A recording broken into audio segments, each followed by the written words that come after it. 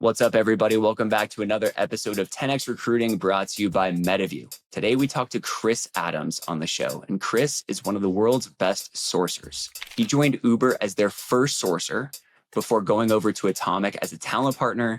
Then he started his own very successful recruiting business where he had an amazing exit. So again, today is all things sourcing, and here are my top 2 takeaways. The first is that calibration is critical. Now, there are many ways that you can calibrate with a hiring manager, but the best way is synchronous, literally sitting with the hiring manager, opening up your LinkedIn, walking through your Boolean string, and the results will ultimately get you the best candidates aligned with that hiring manager in the fastest way possible. The second takeaway is the key metric to assess the health of your hiring process is the on-site to offer ratio. Ideally, 3-to-1 is very healthy. Anything above 4-to-1, it's getting a little bit broken and you need to look into what's going on. So without further ado, here is my episode with Chris Adams. I hope you enjoy it. This is 10X Recruiting, a podcast from MetaView. Let's get after it. What's up, everybody? Welcome back to another episode of 10X Recruiting. Today we have Chris Adams. Chris, what's up, man? How you doing? I'm Happy doing good. Whatever day it is today. Let me set the scene for the audience a little bit here. So you and I were like children together, like way back in the day at Google. You then joined Uber as the first sourcer and helped build out the sourcing practice at Uber. You went on to Atomic, which is kind of like one of these famous like early stage venture places as a talent partner. And then you started a company called TalentHerder, which you ended up selling and was acquired. You've seen a lot of stuff, man. Thanks so much for being here. Yeah, my pleasure. It's been a fun, 12 to 13 years or so. I call myself an OG, I guess. And it's funny talking to recruiters like you and other folks in talent, essentially, that have been around for, I guess, 10 years plus, at least. And, everyone has different backgrounds, coming in with different styles and approaches. Obviously I built my kind of like recruiting career based upon sourcing. And I feel like that's an area that I feel is undervalued, has been undervalued in different markets. It really depends on kind of what year it is, what's going on holistically, economically, and just understanding how sourcing plays a role in the overarching like hiring funnel, whether it be referrals, whether it be inbound, whether it be sourcing. I think like sourcing is super important. So I also think sourcing is super important. And yet I feel like it's kind of like the ugly redheaded stepsister of the recruiting function. But today my goal is to actually like showcase what world-class sourcing looks like. So we're going to get like deep into the nitty-gritty of tactics and strategies that you use. So let's get into this thing. So let's start at like the very beginning, right? Say you're like working with a brand new hiring manager and you've never worked with this person before. And my experience has always been that new hiring manager is like, I want a unicorn with rainbow feathers that farts fairy dust. Go find them on LinkedIn for me, please. How do you calibrate that person? Like, what does that process look like to actually get to reality? Because there's a lot of different phases here with like, if you're like at a Series A company and nobody knows who the hell you are, like you're not going to recruit engineers from OpenAI. So how do you calibrate that person on the profile specifically about what's right for them and their company? This is funny. This is, I think this is a recruiting 101 question in general when you start interviewing internally at companies too, right? And people have different answers. I think for me, the one thing that I think people miss is like looking at the historical data. So, albeit it might be an early stage company, I think like, either the founder, whoever the hiring manager may be, has kind of a profile in mind and you're trying to extrapolate that from them. And to do so, I think it's actually really tough, right? You can't just do it over a 30-minute sync, in my opinion, to where you're talking about the skill sets. You're talking, hey, I like, folks that come from a top school. Well, what does that mean? And does it have to be CS, right? But maybe a candidate doesn't come from a top school, but they're at an Airbnb for the last 4 years and have previous co-founding experience. So I think there's like concessions you can make within sourcing, but really to uncover that, I think you have to understand the historical data. And what I mean by that is like looking at, is there anyone existing on the team that you'd like to replicate? That's kind of like the first question I ask, right? But that could be a biased viewpoint as well, coming from a founder who's hired their best friend. It's like, this is my best employee. But from a sourcing perspective, you can't really replicate that on paper as well, right? So for me, it's like calibration, I think, is the most important factor in terms of getting started. A lot of recruiters or sourcers come into an engagement and they go right off the bat and start sourcing on LinkedIn, reaching out to hundreds and hundreds of candidates. Those candidates start to respond positively. Then you try to interview them and put them through the process. And, you wasted not only 2 weeks of work, but you also wasted a bad, that creates a bad candidate experience, right? You're reaching out to candidates, they're responding with interest, and the founder's like, I don't like any of these people. Then what do you do with that bucket of 30 candidates that have responded with interest, right? So you kind of put yourself in a bad position. So for me, I actually like to keep it very rudimentary and build out a calibration batch. It's like, you go through the intricacies of the role, talk about the skill sets, build a quick calibration of 20 candidates, go into a sync with that founder and really dial in on each profile and indicate why they're not a fit or why they are a fit. And you can kind of build a good, profile on your own from there, I would say. And so actually, funny enough, when I initially, we can go into this a little bit further, but when I built TalentHerder, I actually went in trying to build a Tinder for recruiting app. That was kind of like what I wanted to do, right? When I was at Uber, for example, I remember, a tool came out called, God, I forgot the name. Was it Beamery? Might have been Beamery. Anyways, what it was basically you just scrape a bunch of profiles and you had to have the emails in the right. It was basically when email outreach started to become a thing.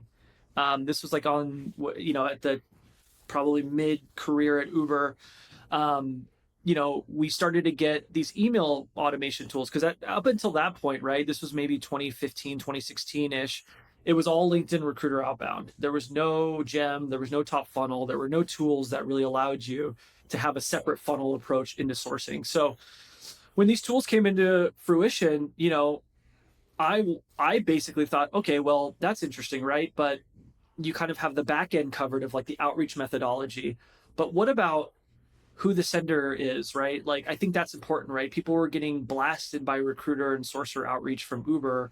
We were trying to hire 60 Eng 2s at the time, right? So it's like, what do? Just blast everyone on LinkedIn and hope and pray with no automation. Then we were doing manual follow-ups. So literally all of the sourcers at Uber and recruiters, we would literally do our initial outreach message, then we would have to go back and do the follow-ups over LinkedIn, which is basically just another day's work just to do the follow-up messaging campaigns.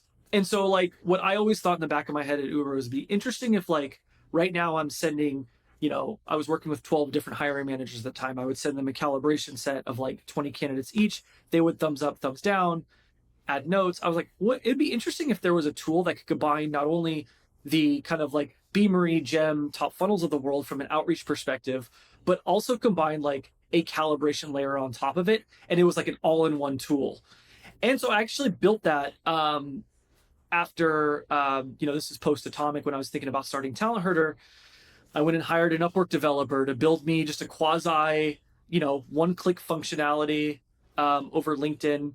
And it would put it's basically a candidate database in a nice baseball card format UI where you could essentially just like hiring manager could go in, thumbs up, thumbs down. The goal there was eventually to build a mailing platform on the back end to where like hiring manager can make a selection and it would send automatic emails from their own Gmail API. And they would wake up Monday morning and their inbox is filled with interested candidates after they've been swiping all day over the weekend. So I built that as kind of like, what I wanted to eventually build from when I started TalentHerder. And then the market just picked up and it became a services business. What I wanted to do was build a, really what it was a Tinder for recruiting web app. Initially wanted to build a company based upon a tech-enabled services. The tech piece kind of slowly started to dwindle as we got more clients, as the market started to pick up. And as we found kind of product market fit as a sourcing as a service agency, if you will.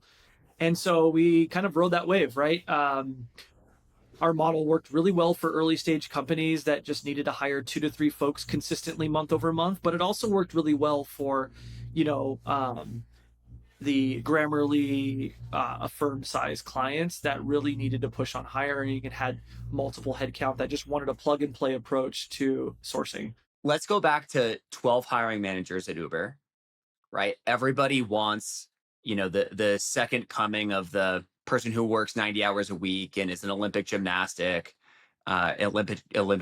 rather. How do you calibrate them? So you said you have this like doc, right? So you're like putting in LinkedIn links, and then there's a notes section, and then you're always going to get that one hiring manager who like basically greenlights 2 of those people. What is the next step in that process to calibrate? Yeah, and I think that is something that you'll continually run into. And that's a hard one, right? Because like you could do hundreds and hundreds of calibration, but if they're only choosing 5 candidates, there has to be some concessions to be made, right? Because as a recruiter, as a sourcer, you just can't do your job, right? If you're looking for a needle in a haystack. Now, granted, I think Uber is a bad example, just given the fact that like if you threw a stone at someone who is at a top tier company, like Uber would probably wanted to have interviewed them at the time, just given the fact that we were hiring at such a high cliff. But taking it back to kind of like picky hiring manager, if you will, quote unquote, because that's what you're talking or about. Unrealistic, right? Maybe said differently, like Thank unrealistic you. Hiring manager. Yeah, unrealistic is a better term, I think. At that point, so calibration should do the job, right? In most cases, I'd say 95 to 98%, like you can do a quick calibration and figure out what the right archetype is. And I think if you even do it might take 2 to 3 iterations of that calibration where you're reviewing candidates in real time with the hiring manager and asking the questions of why not.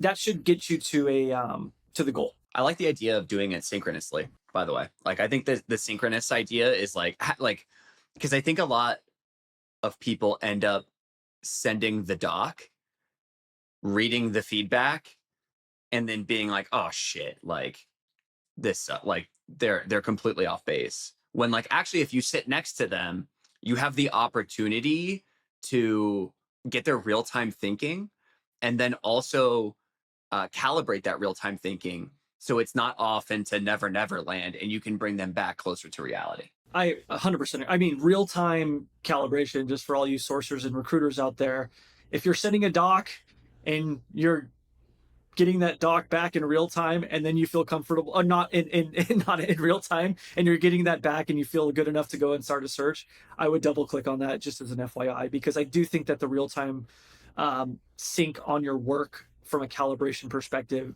like you can ask follow-up questions, you can really just reading their nonverbal communication as to how they're reading a profile in general will help you a ton. So I agree with that sentiment. Going back to kind of like, what is the next step if there's just calibration's not working, generally speaking, you guys can't figure out what the archetype is, you literally screen share, do your LinkedIn search, and look at the results and figure out and go and literally, that's what I do. That's what I like. I will go and sit with a hiring manager, a founder, whoever the case may be, senior recruiter, head of talent, right?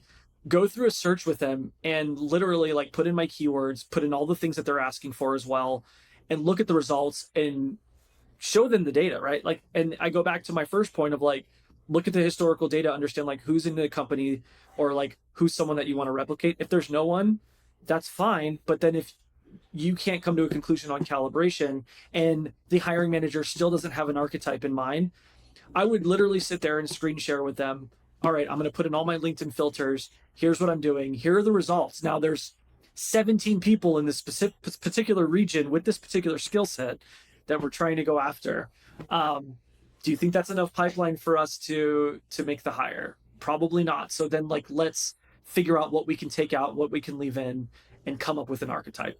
At that point, if they're not amenable, then you better fire that person. I'm just kidding. The historical data piece is interesting too, because I think what ends up happening as top performers emerge inside of a company, is everybody forgets where that top performer started. And it's often not the, gold star resume. It's often like the chip on the shoulder person that like we can't really define like what it actually was in their LinkedIn, but it wasn't like Airbnb, Google, Uber sort of a background. Maybe it was like a lot scrappier. And so I actually love that as a way to help hiring managers reset expectations and then to like bring them again closer to reality and anchor them in somebody that they're like, they love this person. They want this person replicated 10x over in the company. That's a really smart tactic that I think can get people there a lot faster. Okay, let's go to the next thing. So say we're calibrating and we feel like we've gotten the hiring manager to reality. The next step is now the outreach, or you're going to start going to outbound these candidates. What are your secrets there? I can't share that, Nolan. I'm just kidding. I can. I'm here to share this information.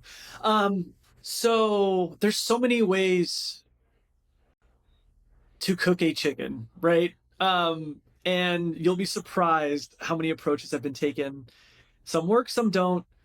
You could reach out to everyone on LinkedIn and I'm sure you'll get a hire, right? The problem is you're going to have a lot of battles along the way and post battles after and I'm talking about from an aftermath perspective. But I've seen, there's your typical volume based sourcers, and then there's and then there's like this quote unquote like sniper sourcers. It's all in the old kind of dilemma of like, do I need more volume or do I need more personalization to get better response rates at the end of the day? Like those are the two battles in everyone's mind. Like how do you marry the two? I don't think there's a perfect marry situation there. I think it's like you just have to be smart around the metrics, and you have to be really smart around how you're engaging candidates using the right messaging. Now, granted, if you're hiring for senior full stack engineers, right, with no other stipulation other than the fact that they need to work on a front end technology, like the world is your oyster, in that sense, right? So I think there's different types of searches. There's ones that are like, this person has to have a machine learning emphasis from a fine tuning perspective, but also come from a healthcare background or something, right? Like where it's just not as feasible. There's going to be a very small pool. So therefore, like, what tactic do you use in that scenario when it's a very difficult and very like fine, a search that will take a lot of like actually due diligence and research versus a search where it's like, there's 3,000 results in San Francisco, for example, right? I just think there's different approaches in how you engage candidates from those different types of buckets, right? So let's just take bucket number one, the unicorn, purple squirrel, the machine learning expert, maybe coming from a healthcare background, or a senior staff engineer that doesn't, that can be okay with a remedial base salary, but wants to take a ton of upside from an equity perspective. I think like you have to get creative in both cases, right? The more volume, high volume roles, and then also the purple squirrel. So in any case, what I'd like to do is actually have two funnels of approaches. Like one is recruiter reach out, one is founder or hiring manager reach out. So you gear yourself up accordingly. So whenever I started a new company, I always like to at least request, hey, founder, hiring manager, is there a chance I can get like an email alias on your behalf? Because I'd like to reach out to the top 1 to 3% of candidates using your alias. Everyone else that we don't have enough data on or might have a bare bones profile that we really can't tell what they're doing, but worth a reach out, I will use a recruiter reach out. So you have two funnels of engagement essentially, right?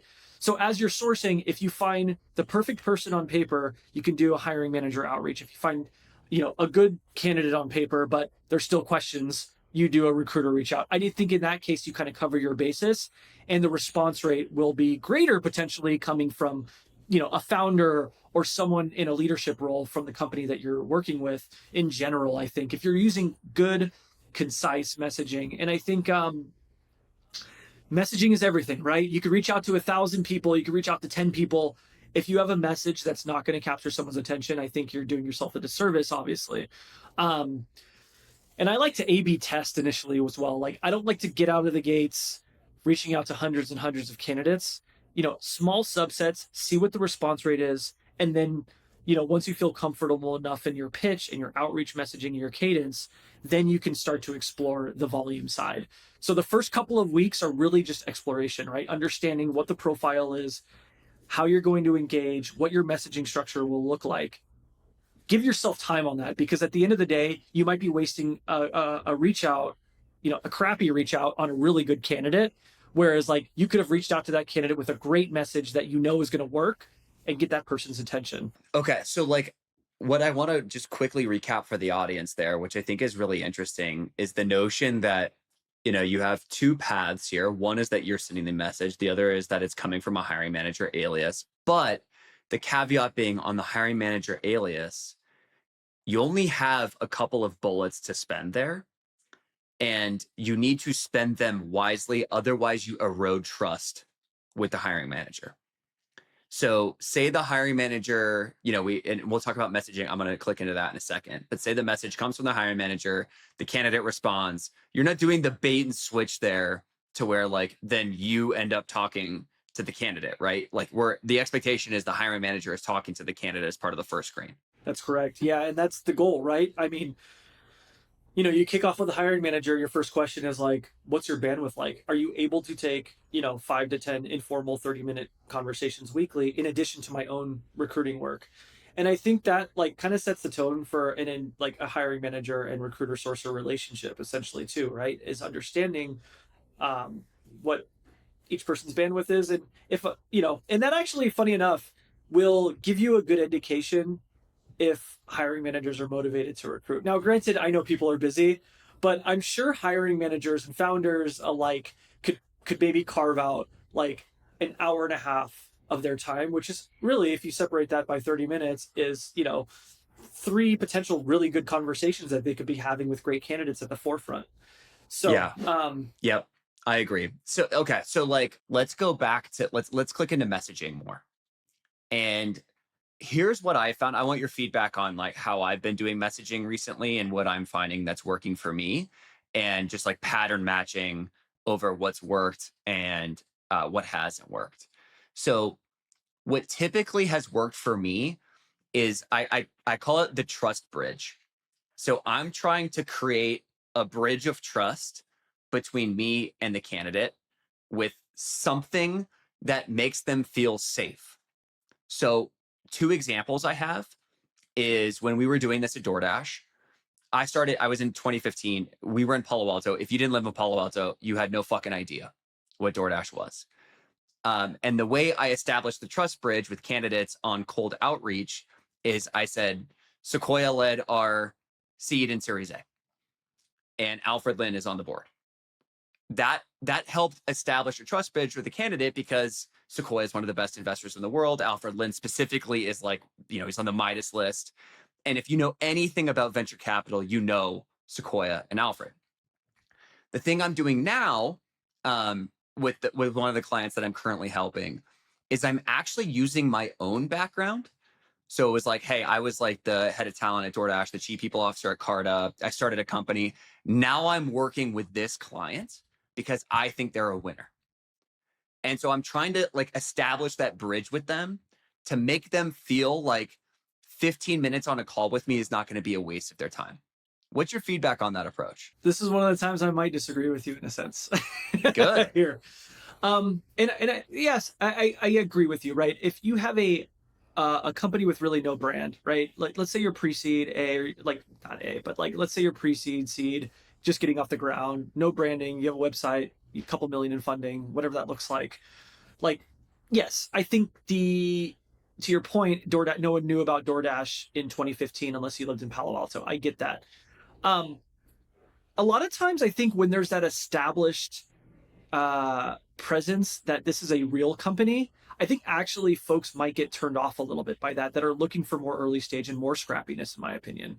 And case in point, like, if I reach out from a founder directly and I have a 1-page Notion doc that explains the engineering challenges, the team culture of 4 people out at the Presidio having tea, or like, playing ultimate frisbee, right? Like something like that might be more enticing than just saying, hey, we're Sequoia led, like we have a ton of money in the bank, like you're going to make an impact here, versus like, hey, this is a company that's just getting established, yeah, we have a little bit of funding, but we're not, we're not a DoorDash 2015, right? But that we aim to be.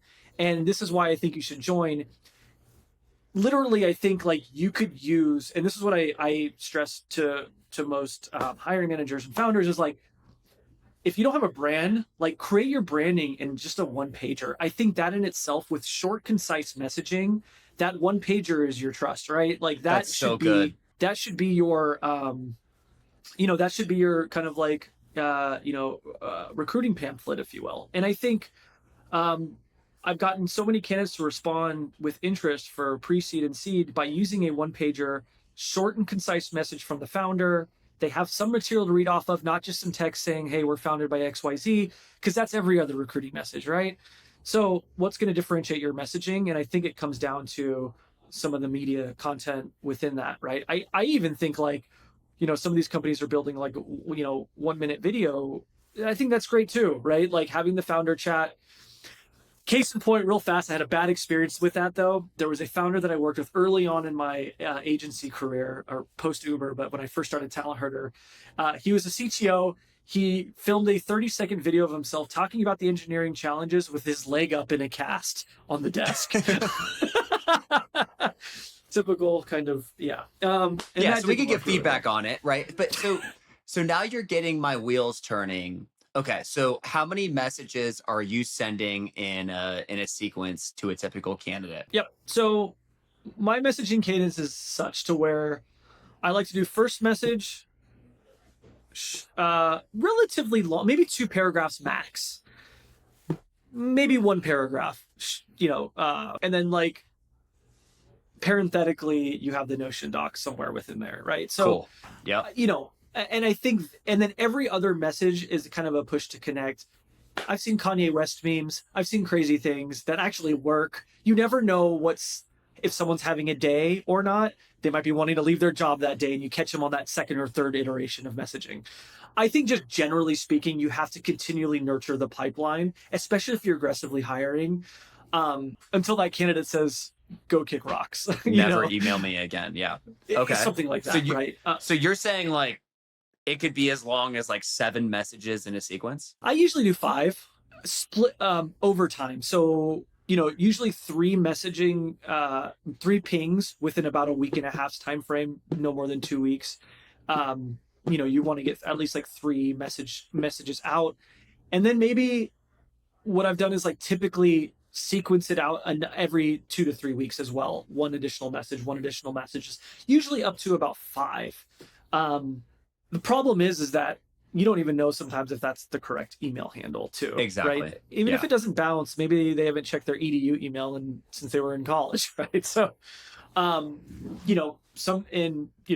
use tools that you can essentially allocate different emails. But I will tell you, I say the number one, that's a great way to build volume, to continually have a nurture campaign going, right? But I think like I said, there's 2 funnels. There's recruiter outreach funnel, which should be about 70 to 80% of your outreach. Like Chris Adams, Nolan doing outreach messaging as a recruiter, using our brand to capture someone's attention. The other ones are the best candidates that you've come across. You bucket into the hiring manager outreach. You let those campaigns go for a while, right? I think as a follow-up, like, oh shit, I haven't made the hire yet tactic, and this is one that's worked for me every single time as kind of like a fallback for me, but takes a lot of actual time up front. Connection request from the founder's LinkedIn with a short note to connect. Yeah. No one ever thinks about that, right? But even if you log into your, like, let's say you're a recruiter, right? You log into your LinkedIn recruiter account, you have your personal LinkedIn, then you can choose to go into LinkedIn recruiter account.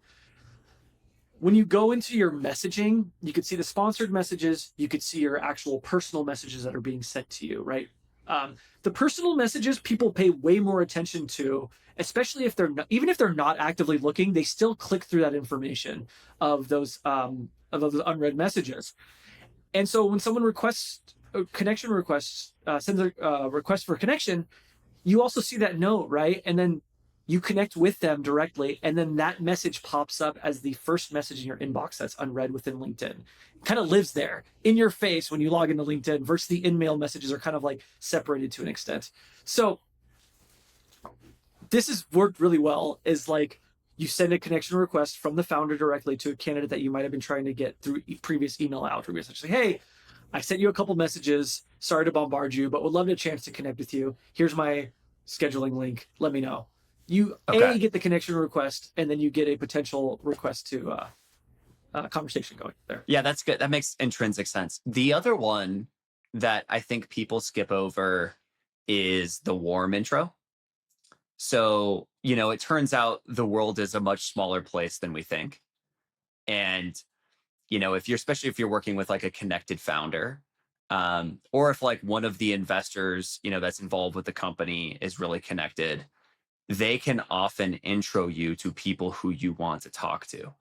So have you seen any good strategies of like how to operationalize and make the warm intro part of the way that you do sourcing? And you're referring to essentially like leveraging a founder's network to be able to get warm Whether it be correct? A founder, whether it be a hiring manager, right? So say I'm sourcing and I notice that you are connected to somebody who might be interesting for my search. What I would do is I would first ping you and I would say, hey, Chris, how well do you know Jane? And if you say, I don't know Jane at all, then obviously like it's not worth the time. If you say, oh, me and Jane are homies, then what I would do is I would say, Chris, can I send you a forwardable note? Which, by the way, nobody does this well. Like I actually did this terribly when I first started Continuum, and I got feedback from an investor and it changed my life. And I will put the link of the doc that the person sent me in the show notes.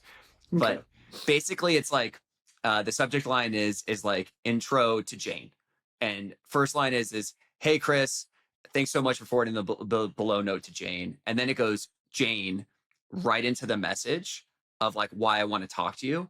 And I have found the likelihood of success that Jane is going to engage with me when I do that strategy is like 5x more effective than cold. I agree with you in terms of the engagement factor, just because they're getting a conversation and I think in some cases people feel forced if they're pinged in a non-discreet way in that sense, right? So then they're having a conversation, but they're like in the back of their mind, they're thinking, no matter if you could sell me the bee's knees and you're going to offer me $250K, I know I'm staying at OpenAI, right? Like they just know that, and they're kind of like forced into this conversation. So actually, I think all of the time, if there's a way that you could scale this, yes, great. But realistically, if you have to grow your engineering product design EPD team to 30 plus, like that's not a feasible way to. Now, granted, it's a nice way that you could get a quick win from that and you could really get top talent. So I think there's two factors there, actually. If you're hiring at such a high clip, I don't think you'll have the bandwidth, nor like you can't scale that to reach a certain headcount, a certain OKR from your headcount to fill these particular roles.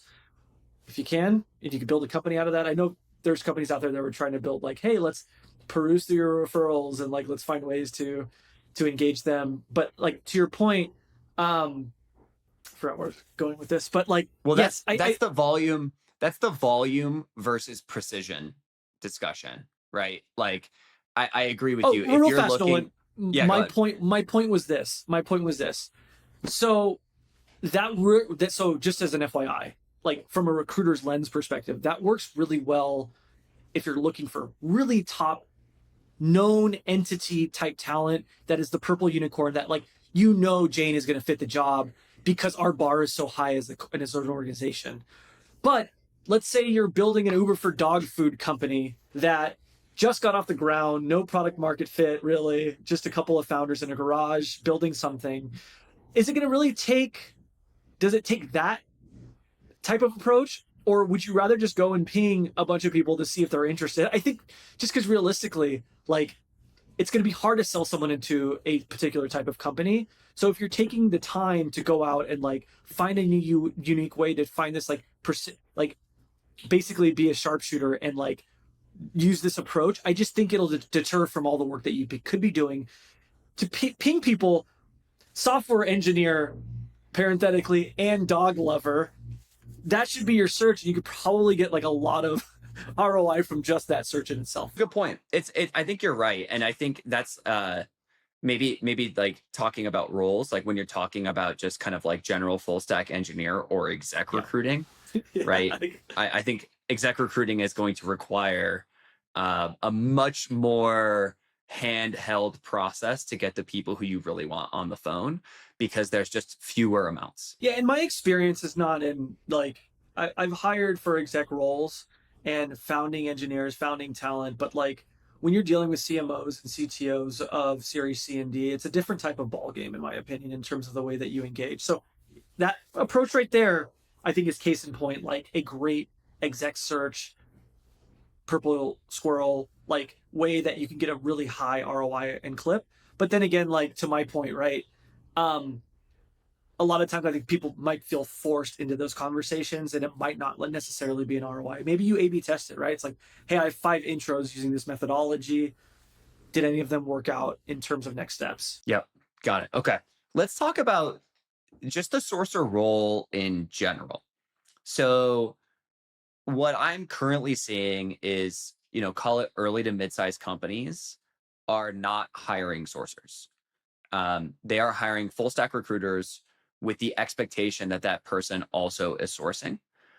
When should a company start to think about like hiring, say, like a first sourcer or like building out a sourcing team? Yeah, it's a good question. Yeah, trust me. I think about this all the time, and like sourcing has changed from 2022 to 2025. The lens on recruiting in general is changing, and the landscape in general. But the way that folks, I think, look at sourcers and what their ROI looks like, I think, is changing. Right. The old days of like going out and hiring a sourcer at a really high base salary for them to do 200 outreach a week with a 15% positive response rate, I think is like over. I don't think you need that type of person. And to your point, like a full cycle recruiter, um, it's hit or miss. Do they want to do sourcing, right? Like a lot of recruiters, especially like relatively like junior ones, didn't grow up essentially sourcing. They grew up into moving into a recruiter role where they're handling a lot of process, handling the back of the funnel, building out ATS, helping out with ATS implementation and making sure that like the company is on the right trajectory. I think generally speaking, like you could talk to probably every recruiter in just say Bay Area right now, and it's like, hey, if we had a solution for you that like you could just have all of the top of funnel in your inbox, interested candidates every day. Do you need a sourcer? No, right? So like I think that's where we're headed. I think sourcers are becoming, I don't want to say extinct, but I think their skill set is becoming valued in different ways where yes, you could do sourcing, but like we also want you to close these candidates for this pipeline, right? So you have to be able to flex your muscles as a sourcer this day and age. If you're because people are hiring sources all the time right now. I still see it, but to your point, I think a lot of like mid-size or just closed an A round type companies are looking at it and saying like, well, we have these agencies we can rely on. We're hiring, internal sourcers. They could spend 70 to 60% of their time sourcing, the rest of the time doing your recruiting work.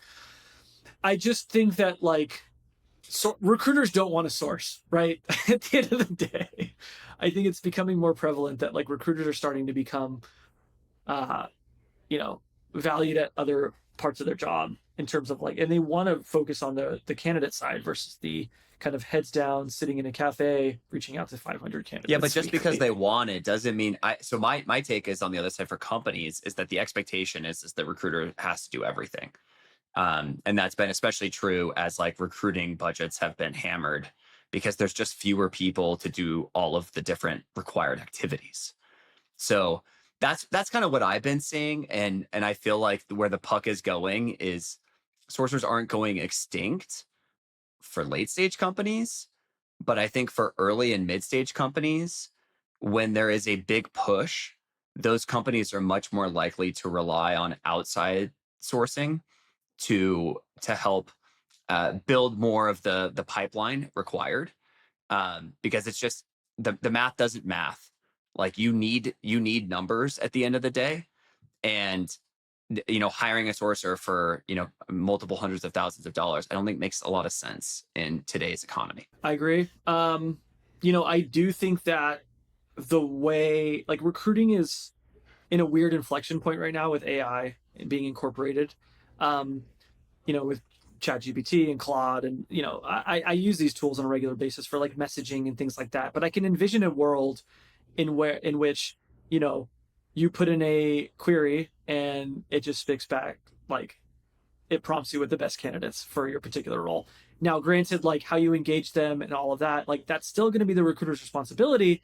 But I think 2022, prime example, like recruiters still had to do all that work. Like ChatGPT never existed. So it was essentially like we had to come up with our own messaging cadence and kind of A/B test it on our own. Whereas now you have intent-based agentic AI as well that's coming into fruition, where I think it's going to be interesting to see how that technology incorporates into the recruiter ecosystem to where it's like, all right, this messaging is going to work because of this intent factor. And I think that go to market right now is already at the forefront of this. I think recruiting is one level behind that in terms of where we're at in the race, right? Like, there's companies out there like Landbase, for example, is one of them that I came across that's like agentic AI, and they're basically, and companies like Nooks, and, there's just like super interesting companies that are kind of not replacing your, quote unquote salesperson, but like, assisting them to where you don't need a fully fledged SDR doing clicking buttons and sending outreach. It's more so they are navigating through the funnel and prompting AI with the right messaging and cadence to be able to see the ROI, right? Like I think it's just generally speaking, like you will start to see that come into fruition for recruiting. I don't know who's working on that. Bless their soul. That's where the puck is going. Totally. Yeah. Totally. Okay. Talk to me about like sourcer metrics. So, and I think break it down between sourcers and recruiters, but specifically with regards to sourcing, what should the expectation be for reach outs per week and response rates? Like, what does good look like? So it's funny, when we were at Uber, we built out a OKR of 2.5 technical phone screens per week was the OKR for a sourcer at Uber. And what that meant was like you had to schedule 2.5 hiring manager screens, technical phone screens weekly. We got into a really tricky situation because people just wanted to hit their OKR. There wasn't a quality metric there. So people were reaching out to, companies that they knew might not be a good fit for Uber, and, just to get the metrics in line. And so that's where we had to get in front of it and essentially put like, tag the hiring manager first before you schedule that technical phone screen. But from a metrics perspective, I don't care if you take the sniper approach. I don't care if you take the volume approach. I just need the end result of what that OKR weekly looks like. And for me, I look at it as a 3-to-1 ratio always. And what I mean by that is if you have 3 candidates in pipeline, one person should move forward in any case. So like, and what I mean by that is like, if I have let's just call it 5 hiring manager screens weekly, that gives me 20 overall hiring manager screens in a month. If you're not getting an offer accept from those metrics, something is wrong, either in process, either in the candidates that you're sourcing, what have you. I always look at it like if you have 3 to 5 positive responses weekly that convert to the next step in the process, that should get you roughly, 3 on-sites monthly. Break that down, 3 on-sites should equate to at least 1 offer extend, 1 offer accept. As a sourcer, maybe back in the day, your OKR was based upon offer extends. I think it still should be still the case, but now people look at the end result as an offer accept as a valid OKR. However, like I think if you're hitting the 3 to 5 positive responses weekly, that should convert to your back of funnel metric of like on-sites to offer extend ratio, in my opinion. Yep. That makes sense to me. And then when you're reporting metrics to leadership, what are you including in that roll-up? So yeah, I'd say what leaders want to see is end result as well, right? But they also want, if metrics aren't being met, then they want to see what's going on in the process. It's always the case, right? So generally speaking, I try to paint the holistic view.